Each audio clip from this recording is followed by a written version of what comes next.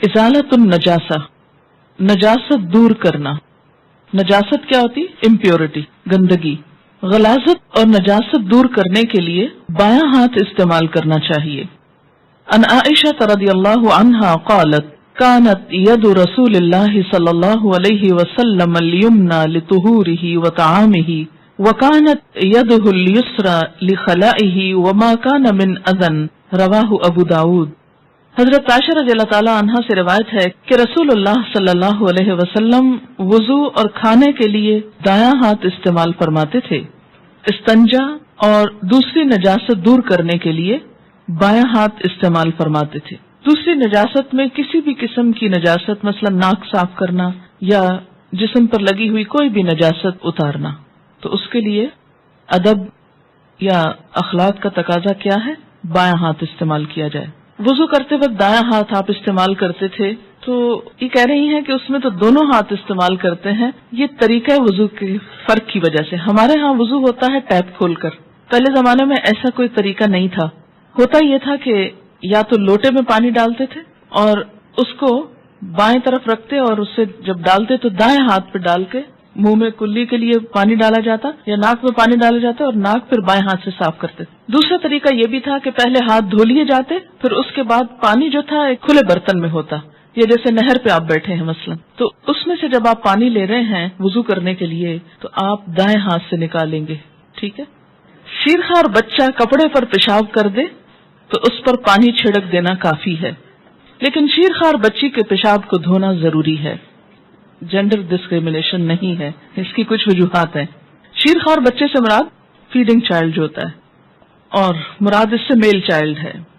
ان علی ابن ابی طالب رضی اللہ عنہ ان رسول اللہ صلی اللہ علیہ وسلم قال بول الغلام الردیع یندح وبول الجاریۃ یغسل. قال قتادہ وهذا ما لم يطعما فاذا طعما غسل جميعا.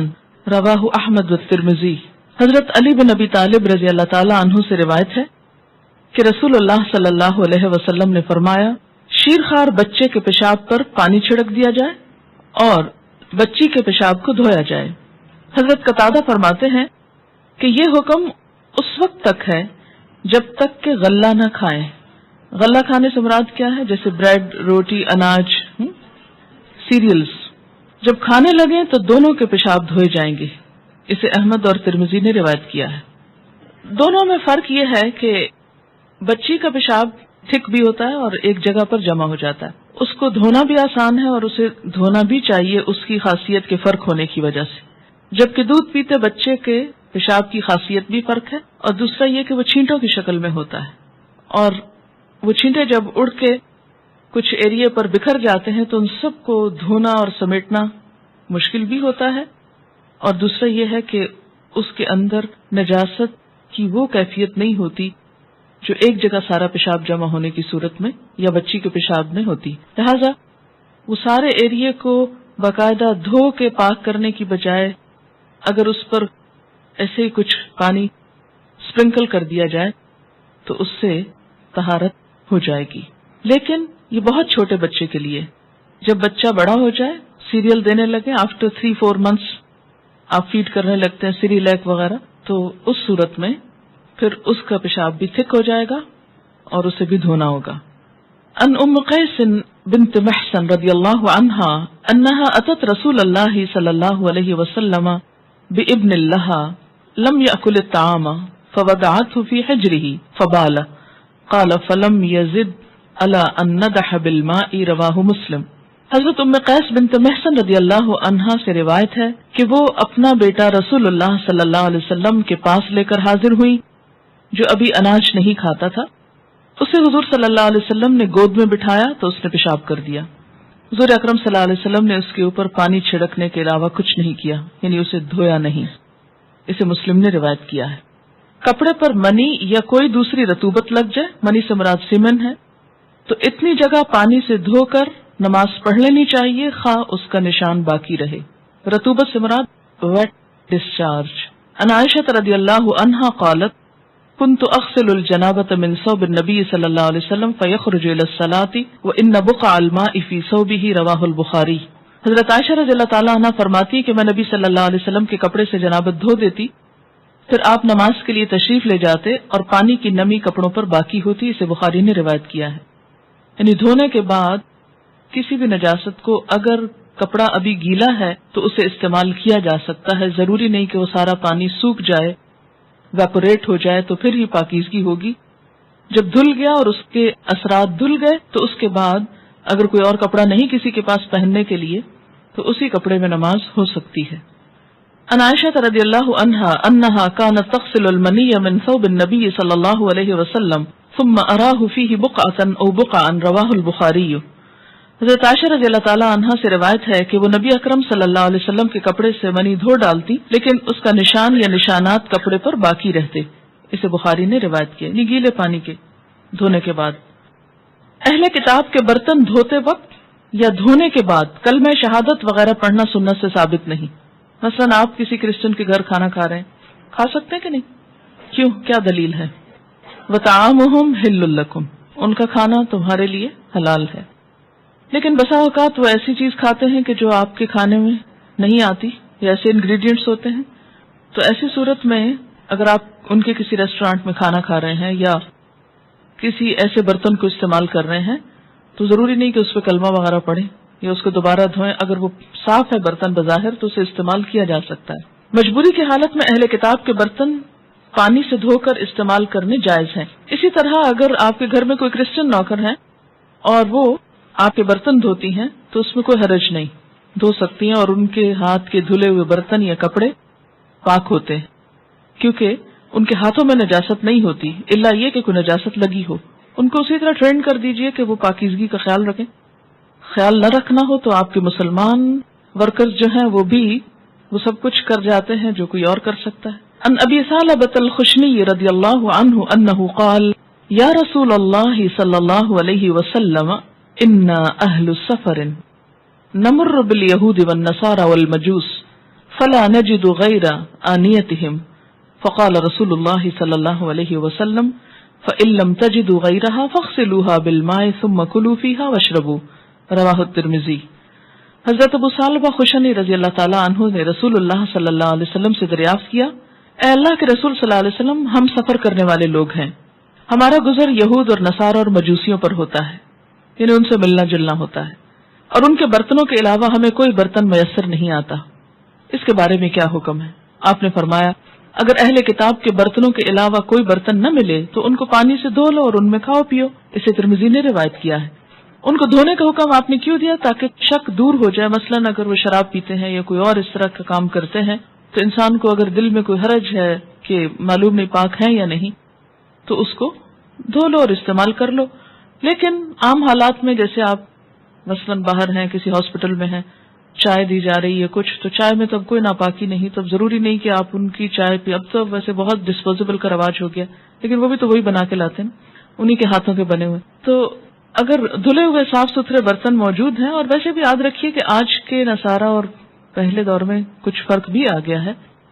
جیسا کہ پہلے ذکر کیا گیا کہ مڈل ایجز میں اور ڈارک ایجز میں ان لوگوں کے ہاں نہانا دھونا اور پاکیزگی اختیار کرنا ایک دینی جرم قرار پاتا تھا.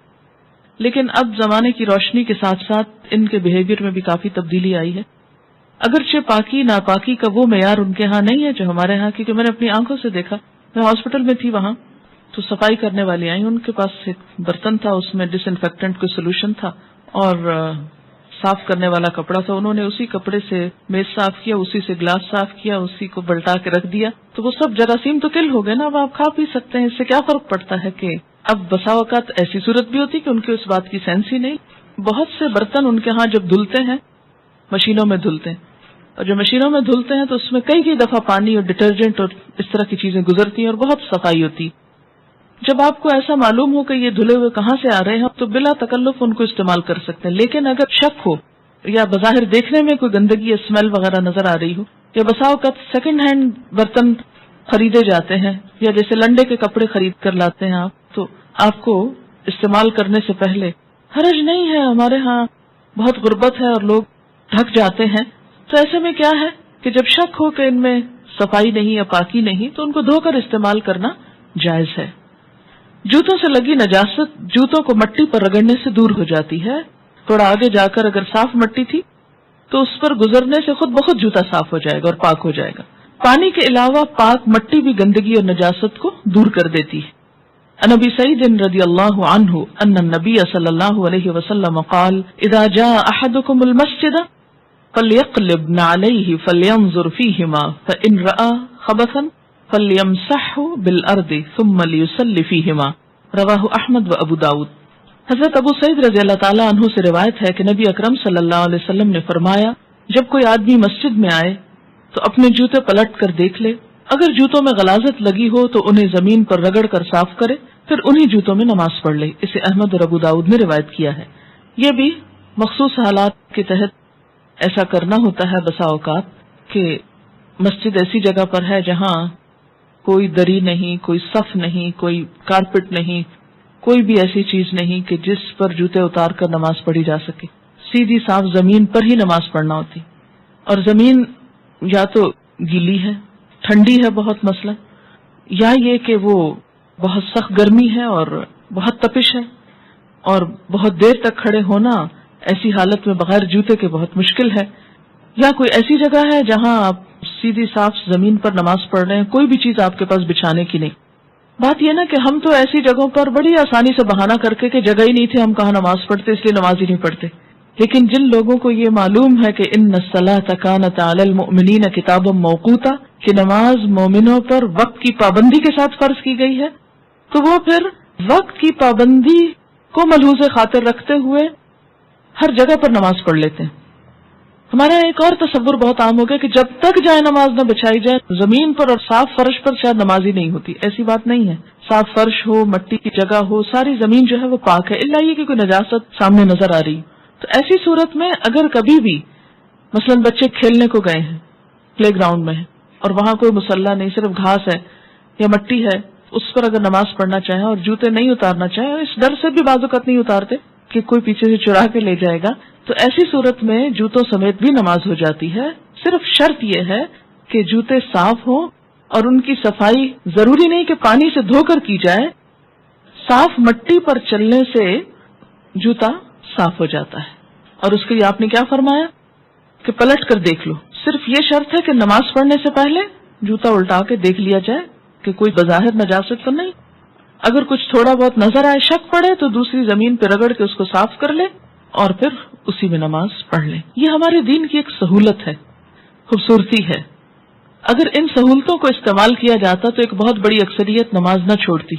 آج نماز چھوڑنے کی بہت سی وجوہات میں ایک وجہ یہ بھی شامل ہو گئی کہ ہم نے پاکی ناپاکی کے مسائل میں اتنی سختی برتی، جائز رخصتوں سے فائدہ نہیں اٹھایا، جس کے نتیجے میں لوگوں پر پاک ہونے کا تصور ہی گراں گزرنے لگا، اس کی ضرورت ہی کم ہو گئی، یہ بہت مشکل ہو گیا، اور نتیجتاً نماز ہی چھوڑ کے بیٹھ گئی. کیونکہ جب دل میں یہ شک آ جاتا ہے نا کہ پتہ نہیں نماز ہوئی کہ نہیں ہوئی، تو پھر شیطان کیا کہتا ہے، جب ہونی نہیں تو پڑھنے کی کیا ضرورت ہے، اس سے اچھا پڑھو ہی نہ.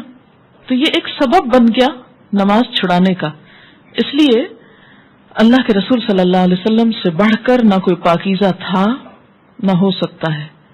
جو کچھ آپ نے بتا دیا اسی میں ہماری بھلائی ہے. جو پابندی آپ نے لگائی وہاں رک جانا ہے، جو سہولت آپ نے دی اس کو استعمال کرنا ہے تاکہ فرض نہ چھٹے.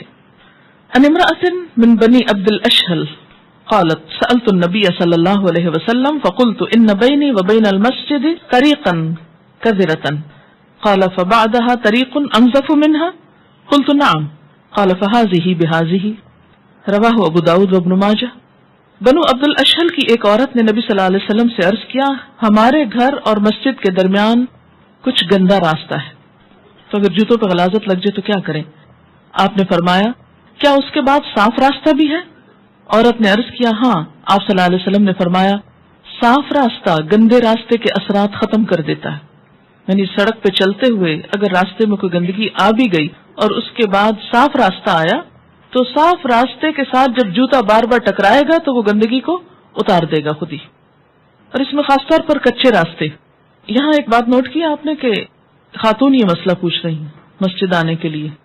آپ نے اس کو یہ نہیں کہا کہ تمہیں آنے کی ضرورت ہی کیا ہے، گھر ہی پڑھو. برتن دھوتے وقت یا دھونے کے بعد کلمہ شہادت پڑھنا سنت سے ثابت نہیں. کتا برتن میں منہ ڈال دے تو برتن کو 7 بار دھونا چاہیے. پہلی بار مٹی سے دھونے کا حکم ہے. عن ابی ہریرہ رضی اللہ عنہ قال قال رسول اللہ صلی اللہ علیہ وسلم طہور اناء احدکم اذا ولغ فیہ الکلب ان یغسلہ 7 مرات اولاہن بالتراب رواہ مسلم. حضرت ابو ہریرہ رضی اللہ تعالی عنہ کہتے ہیں کہ رسول اللہ صلی اللہ علیہ وسلم نے فرمایا جب کتا برتن میں منہ ڈال دے تو اس کو پاک کرنے کا طریقہ یہ ہے کہ برتن 7 مرتبہ دھویا جائے. پہلی مرتبہ مٹی سے دھونا چاہیے. اسے مسلم نے روایت کیا ہے. مٹی سے دھونے کا حکم کیوں ہے؟ اس لیے کہ کتے کے لعاب دہن کے اندر ایسے جراثیم موجود ہیں جن کو مٹی کھل کرتی ہے. صرف پانی کافی نہیں. اور یاد رکھیے کہ آج کل کے بعض ڈٹرجنٹس بھی وہ کام نہیں کرتے جو پہلے زمانے میں مٹی اور ریت اور راکھ کیا کرتی تھی. اسی لیے بیماریاں کم تھی. ہم نے صفائی کے لیے جو کچھ استعمال کرنا شروع کیا وہ بذات خود ایک بیماری بن گیا. اتنے ایکسیسو کیمیکل جسم کے اندر جانے لگے برتنوں کے ذریعے، یعنی ڈٹرجنٹس زیادہ استعمال کرنے کی وجہ سے، کہ اس سے کئی بیماریاں جنم لے رہی. تو بہرحال اسلام چونکہ ایک فطری دین ہے، ایسی کوئی بات نہیں کہی گئی یا ایسی کوئی پابندی نہیں لگائی گئی کہ جو انسان کے بس سے باہر ہو. مٹی ساری زمین پر اویلیبل ہے، اس لیے کوئی بھی شخص اس چیز سے فائدہ اٹھا سکتا ہے. جنبی کو طہارت حاصل کرنے کے لیے پانی سے غسل کرنا چاہیے. جنبی کون ہوتا ہے؟ حالت جنابت میں. جنابت جیم نون بے جنب سے نکلا ہے. جنابہ کا مطلب ہوتا ہے الگ ہونا، کہ انسان کی ایسی کیفیت جس میں وہ نماز روزہ عبادات سے الگ ہو جاتا ہے جب تک کہ وہ پاک نہ ہو جائے. تو حالت جنابت میں 2 چیزیں آتی ہیں، ایک تو حیض اور نفاس وغیرہ، اور دوسرے سیکشل انٹرکورس وغیرہ. پانی میسر نہ ہونے کی صورت میں مٹی سے تیمم کر کے طہارت حاصل کی جا سکتی ہے. کپڑے پر حیض کا خون لگ جائے تو اسے پانی سے دھو کر پاک کرنا چاہیے. یعنی مینسٹرل بلڈ کے اگر اسپاٹ ہو تو اسے پانی سے دھو دینا چاہیے، لیکن باقی کپڑا پاک ہوگا. ہمارے ہاں تو کوئی اسپاٹ ہو یا نہ ہو، بس ایک دفعہ جسم کو ٹچ کرنے کی دیر ہے، اب وہ کپڑا پہننا حرام ہو گیا. مردہ حلال جانور کی کھال دباغت سے پاک ہو جاتی. دباغت کیا ہوتا ہے؟ ٹین کرنا، ٹیننگ. ان میمونہ رضی اللہ عنہا قالت مر علی النبی صلی اللہ علیہ وسلم رجال من قریش یجرون شاة لهم مثل الحمار فقال لهم رسول الله صلی اللہ علیہ وسلم لو اخذتم اهابها قالوا انها میتة فقال رسول اللہ صلی اللہ علیہ وسلم یطہرها الماء والقرض رواہ احمد و ابو داود. حضرت میمونہ رضی اللہ تعالی عنہا سے روایت ہے کہ نبی اکرم صلی اللہ علیہ وسلم نے دیکھا قریش کے کچھ لوگ مری ہوئی بکری کو مرے ہوئے گدھے کی طرح کھینچ کے لے جا رہے ہیں، گھسیٹتے جا رہے ہیں. آپ صلی اللہ علیہ وسلم نے فرمایا اگر تم اس بکری کا چمڑا اتار لیتے تو اچھا تھا، یعنی کھال استعمال کر لو، اس کا جو اوپر کا حصہ ہے. لوگوں نے عرض کیا یہ مردار ہے، تو ان کا خیال یہ تھا کہ چونکہ مر گئی ہے بکری اس لیے اس کی کھال بھی حرام ہو گئی. آپ صلی اللہ علیہ وسلم نے فرمایا چمڑے کو پانی اور کیکر کی چھال پاک کر دیتے ہیں. کیکر کی چھال کو پانی میں ڈال کر ابالا جاتا تھا، یعنی کیمیکل ٹریٹمنٹ ایک طرح کی ہو جاتی ہے، اور پھر اس میں کھال ڈال دی جاتی تھی. اس سے کیا ہوتا تھا؟ اس کی ساری امپیورٹیز پاک ہو جاتی. دباغت رنگنے کو بھی کہتے ہیں، چمڑے کو رنگ کر پاک کیا جاتا تھا. تو یہ کیفیت دباغت کی کچھ بھی ہو سکتی ہے، کسی بھی طرح اس کو ٹریٹ کیا جا سکتا ہے جس سے اس کی امپیورٹیز جو ہیں وہ پاک ہو جائیں، تو بعد میں وہ کھال استعمال کی جا سکتی. یہ جو دباغت ہے یہ کیا ہے؟ رنگنے کا عمل. کس سے؟ پانی اور کیکر کی چھال سے. کیکر کی چھال چھلکا، یعنی اس کو پانی میں خوب بوائل کیا جائے، اس سے رنگ آ جاتا ہے، اس میں وہ کھال ڈال دی جائے اور اس کو صاف کر لیا جائے. پیشاب کی نجاست پانی سے دور ہو جاتی، زمین خشک ہو کر خود بخود پاک ہو جاتی. مثلا کسی جانور نے گزرتے گزرتے کسی کچی زمین پہ پیشاب کر دیا اور کچھ دن کے بعد آ کر اسی جگہ پر کسی نے نماز پڑھ لی اور اس کو پتہ ہی نہیں چلا، تو کیا اس کی نماز ہو گئی؟ ہاں، اگر اس زمین کے اندر کوئی اسمیل نہیں، کوئی نشان نہیں، کچھ نہیں. تو ہوتا یہ کہ سورج کی دھوپ اور تیزی وہ ان چیزوں کو جو نجاست میں گیلی چیزیں ہیں ان کو بھاپ بنا کے اڑا دیتی، ختم ہو جاتی. اور کچھ چیزیں زمین کے جو اندر خود ایسے اثرات اور بیکٹیریاز وغیرہ پائے جاتے ہیں جو اس نجاست کو ختم کر دیتے ہیں. اور پھر برابر کر دیتے ہیں زمین کے ساتھ. تو اس لیے زمین کی نجاست خشک ہو کر خود بخود پاک ہو جاتی.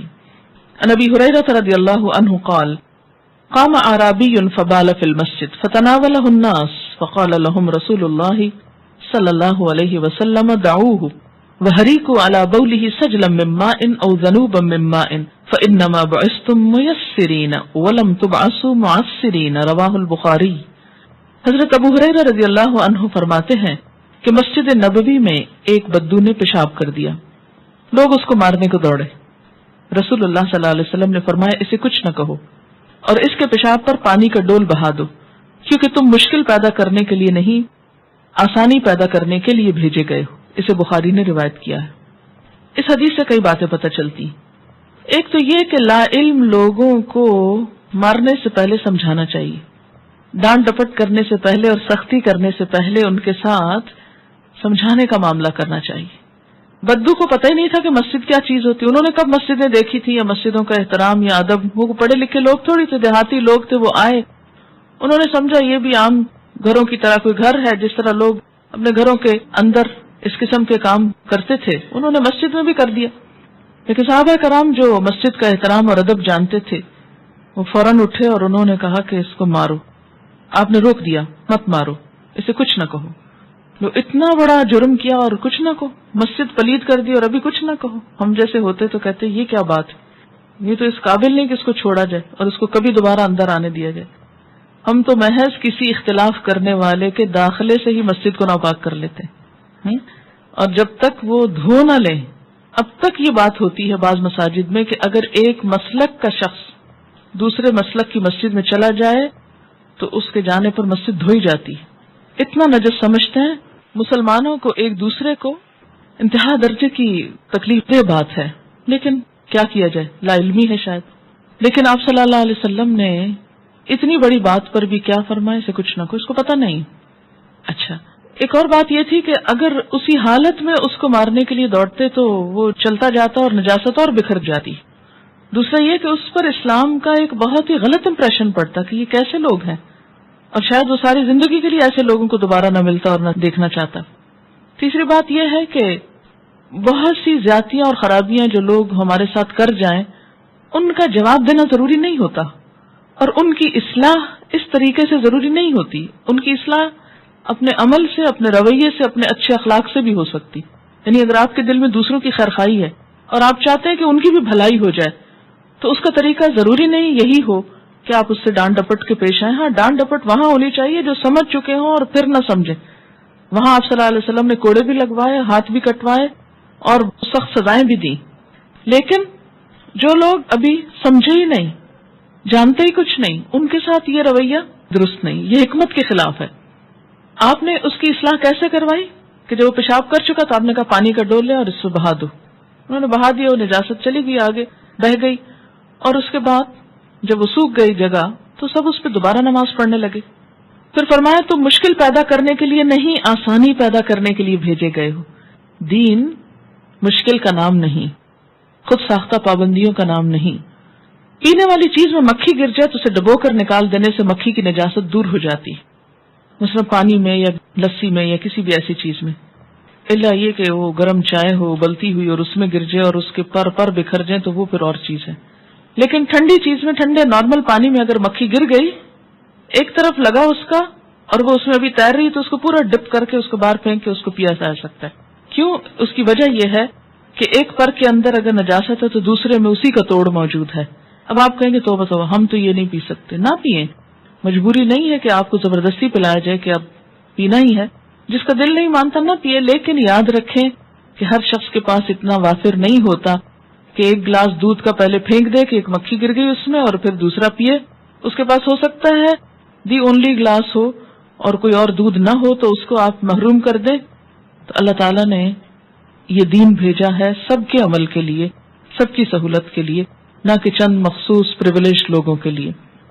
عن ابی ہریرہ رضی اللہ عنہ ان رسول اللہ صلی اللہ علیہ وسلم قال اذا وقع الذباب في اناء احدكم فليغمسه كله ثم ليطرحه فان في احد جناحيه شفاء وفي الاخر داء रवाहु अहमद वल बुखारी व अबू दाऊद व इब्न माजा।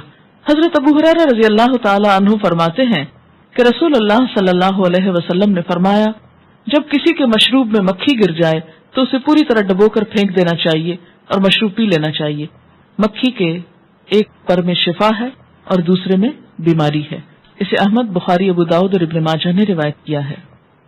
जी, ये किसी ने लिखा कि बकरी की खाल से आजकल जूते बनते हैं, इसकी खाल नरम होती है इसलिए जूते आरामदेह होते हैं। किसी दूसरे ने लिखा कि बकरी की खाल से जायनमाज भी बनते हैं। बकरी की खाल मशक बनाने के लिए काम आती है। मशक होता है ना, वाटर बैग जो लेदर का होता है।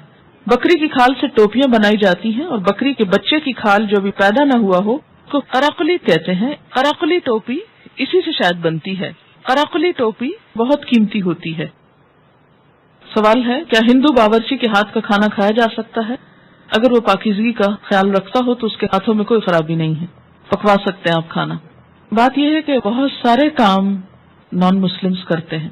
हिंदू का मामला आप यूं समझे ऐसे ही जैसे अहले मक्का का मामला। इन दोनों की सरिश्त आपस में मिलती है, अकीदा मिलता है। वो बुतों को पूजते थे और ये भी बुतों के पुजारी हैं। आप सल्लल्लाहु अलैहि वसल्लम ने अहले मक्का के साथ क्या मामला किया, जो वहां सुन्नत मिलती है वही इनके साथ मामला करने की जरूरत है।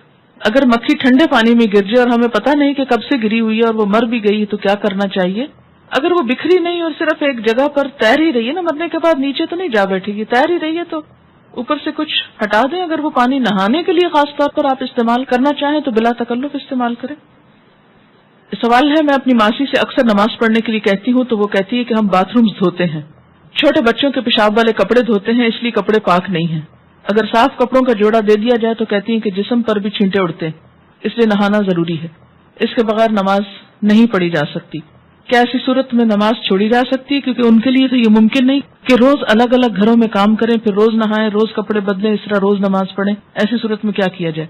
मुझे बताइए कि अगर आप खुद बाथरूम धो रहे हों और बच्चों के कपड़े धो रहे हैं, क्योंकि हर औरत कभी न कभी, खा कितने भी नौकर मौजूद हों, ऐसी मुश्किल में आती है कि उसको खुद ये काम करना पड़ता है। मसलन ईद पर, मुख्तलिफ मौके पर जब सब छुट्टी कर जाते हैं तो बच्चों को तो आप कहीं नहीं दे आते, सब कुछ साफ करना पड़ता है आपको खुद। या ये कि वॉशरूम भी बाज़ औक़ात खुद धोना पड़ता है, बल्कि धोना चाहिए। अब आप देखिए कि जब आप खुद धोते हैं तो क्या करते हैं? छींटे उड़ाते, उड़ाने चाहिए छींटे। ऐसी मासियों को ये तरबियत दें कि वो इन चीजों को धोते वक्त छींटे ना उड़ाया करें, क्योंकि अगर वो उनके कपड़ों जिस्म पे पड़ते हैं तो मुंह पे भी पड़ जाएंगे, और कोई चीज हम मुंह पे पड़ना कैसे बर्दाश्त कर सकते हैं? तो उनकी बुनियादी तरबियत होनी चाहिए।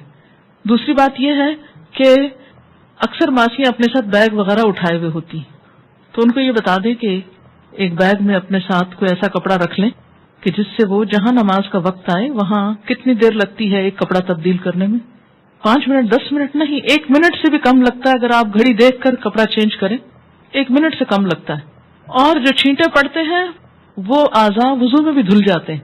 यानी ऐसे छींटे उड़ाना कि वो आपके जिस्म के अंदर तक कपड़ों को पार करके चले जाएं, तो ये तो इंतहाई फोड़पन की अलामत है। ऐसा नहीं होना चाहिए। उनको धोना सिखाएं ताकि उनका मसला हल हो। कोई भी ऐसी सूरत नहीं कि जिससे नमाज माफ हो जाए, नमाज नहीं माफ। और अगर उनकी ऐसी ही मजबूरी है तो उनको शायद अल्लाह ताला इस हाल में भी नमाज पर माफ कर दे। फिर सारा नहाने की क्या जरूरत है? सर पे कैप पहन लें कि बालों में छींटे ना पड़े, और बाकी जिस्म पे अप्रन वगैरह पहन लें अगर खड़े होकर काम कर रहे हैं, और अगर बैठ के कर रहे हैं तो भी ऐसी सूरत में बैठे, ऐसी जगह पर बैठे कि जिससे कम से कम छींटे आए। जमीन खुश्क होकर पाक हो जाती है, लेकिन आजकल जो सीमेंटेड फर्श है उनका क्या हुक्म है? उन पर नजासत नजर आती है तो उसको हटा ले बस।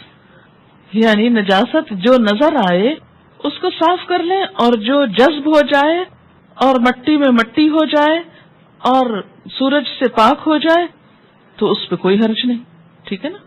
ये तो अल्लाह ने अक्ल किस लिए दी है हमको।